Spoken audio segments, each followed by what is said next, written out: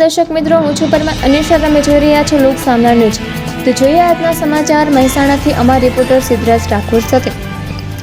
મહેસાણા તાલુકાની જોરંગણ પ્રાથમિક શાળામાં શાળા પ્રવેશ ઉત્સવ કાર્યક્રમનું આયોજન કરવામાં આવ્યું હતું. કાર્યક્રમનો પ્રારંભ પ્રાર્થના અને ગૌરવગાન સાથે કરવામાં આવ્યો હતો.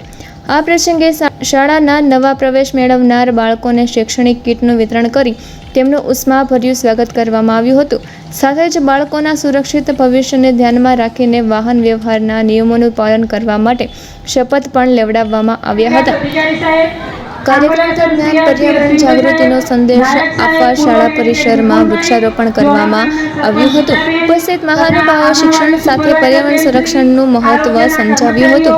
આ કાર્યક્રમમાં જિલ્લા બાળ સુરક્ષા અધિકારી વિજયભાઈ પરમાર, જોગરણ સાર્વજનિક હોસ્પિટલના તંત્રી વિપુલભાઈ પટેલ, તાલુકા ડેલિગેટ લવિંગજી ઠાકોર, સરપંચ ગીતાબેન પ્રજાપતિ, શાળાના આચાર્યશ્રી, શિક્ષણગણ તેમજ મોટી સંખ્યામાં ગ્રામજનો ઉપસ્થિત રહ્યા હતા.